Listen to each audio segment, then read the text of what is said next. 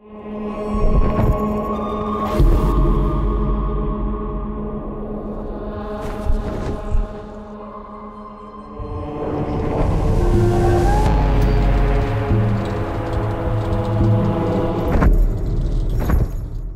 a no-holds-barred, unrelenting, never say die, just not gonna give in. If anything sort of confronts him, he's ready to go up against it. Kind of a brutal bastard. Dante's not a good guy. He's like, ah! He's a guy who kicks down the doors of hell, quite literally. Kind of a cuck, basically.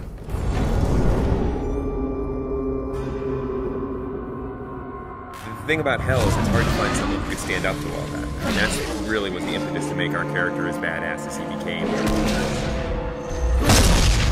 The poet, as he goes through hell, he's fainting, and Virgil picks him up and carries him over spots. And that's not a character that we could use for a hero. The real Dante was in Florence during the Civil War. He was more of a politician. We wanted something a little bit more, and so we made the bold choice to give him a pass as a crusader.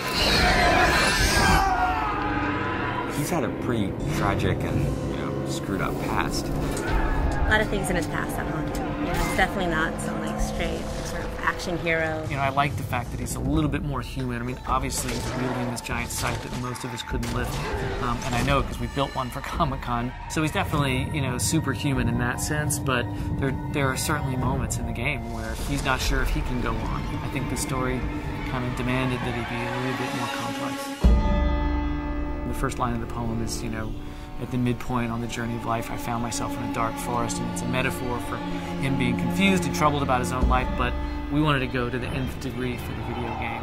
And so we wanted him to basically have committed all these horrible sins. Dante is guilty of all 9 sins and then some. Definitely start to see how his family factors into it, and you might start to see some familiar faces as you're going through hell and how that sort of messes with him. He's done a lot of bad things in his life. I think one of the important things is as you play through the game, you realize that Dante also tries to redeem himself.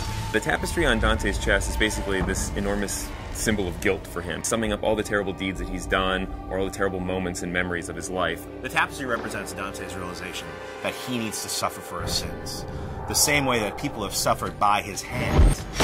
Remembering things, he's remembering horrible things, so we wanted them to be like nightmares, And we knew that we wanted like a really cool mechanism for showing those kind of flashbacks in the game. He's literally wearing the sins of his past sewn into his chest, and he's the one who's sewn them in there. We unfold his past transgressions through a series of flashbacks.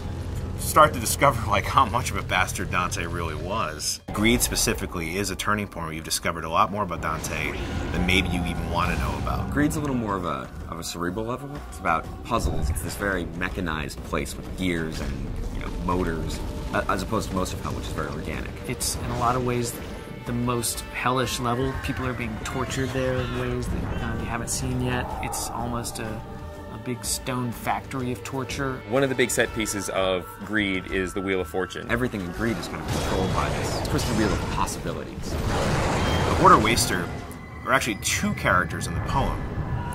We've combined them into one. Technically are 2 people, but they've been sewn together. One wants to hoard, collect wealth, the other wants to constantly expend wealth. And they're stuck together for an eternity to sort it out amongst themselves. Greed is all about torture and teasing people with the lure of gold and ripping them apart as they reach for this. Totally different sort of environment. You got molten gold sort of dripping on the sides. It's a complex level, but it's pretty fun to go through. Greed's an interesting level because it's really kind of the beginning of Act 2 in a lot of ways. You're going to leave Greed behind, descend down into the 5th circle, and which is anger, and that's where the putrid swamp of the river Styx begins.